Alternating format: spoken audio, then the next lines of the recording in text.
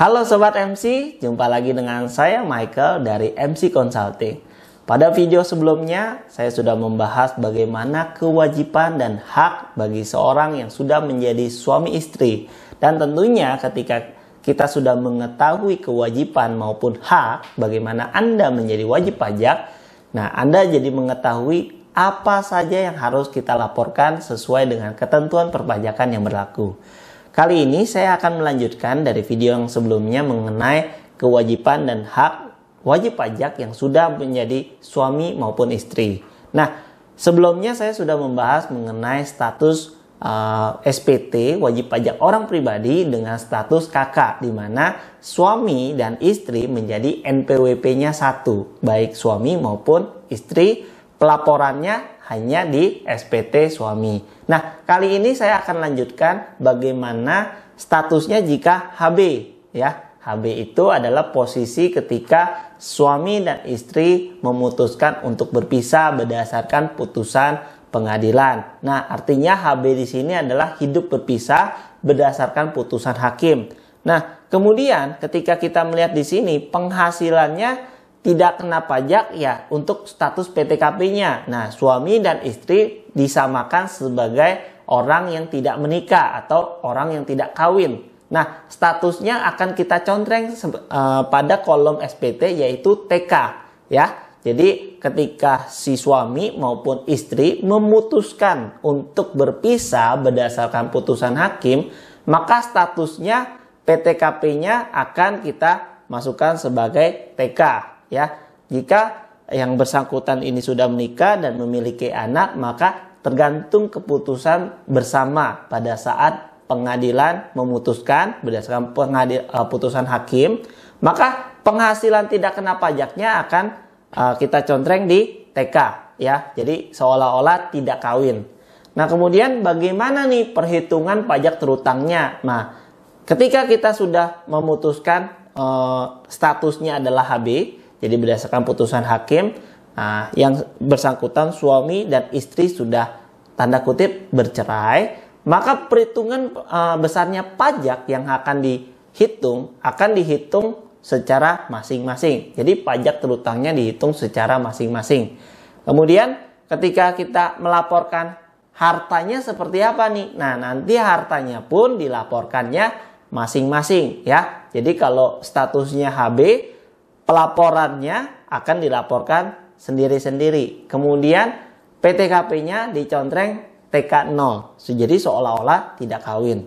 Kemudian pelaporan SPT tahunannya pun akan dilakukan secara masing-masing, baik suami maupun istri. Jadi jelas ya di sini posisinya kalau kita memasukkan hubungan berpisah pada status SPT-nya. Nah, baik suami maupun istri wajib diketahui ketika Anda melaporkan perpajakan Anda ya, ketika status Anda sudah bercerai atau hubungan berpisah berdasarkan putusan hakim.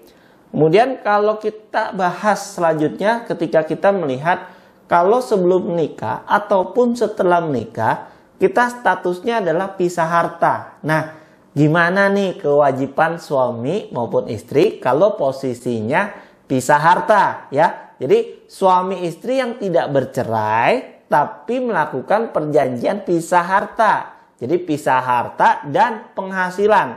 Jadi kita akan masukkan di kolom PH ya. Pisah harta sendiri adalah suami istrinya ini tidak bercerai ya. Jadi beda nih kalau HB. Kalau HB bercerai berdasarkan putusan hakim. Kalau PH artinya suami maupun istri nggak bercerai, tapi pisah harta, pisah juga penghasilannya. Oke, nah artinya seperti apa nih kalau PH? Istri memiliki NPWP sendiri. Nah, suami juga punya NPWP sendiri.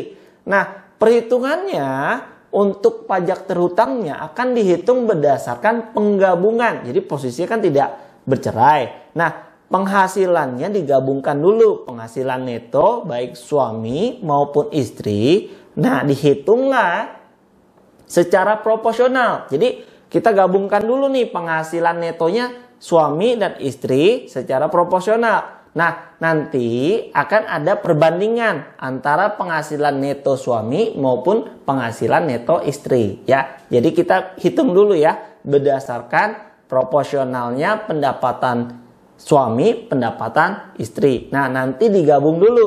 Nah, digabung berapa? Nah, nanti akan ada perbandingan penghasilan neto mereka. Nah, bagaimana untuk hartanya? Nah, hartanya akan dilaporkan masing-masing. Jadi, suami laporkan sendiri, istri juga laporin sendiri. Tapi statusnya tidak bercerai. Ingat ya, kalau untuk PH, hartanya yang terpisah, penghasilannya dihitung secara proporsional, tapi digabungkan dulu penghasilan netonya, baik suami maupun istri. Oke?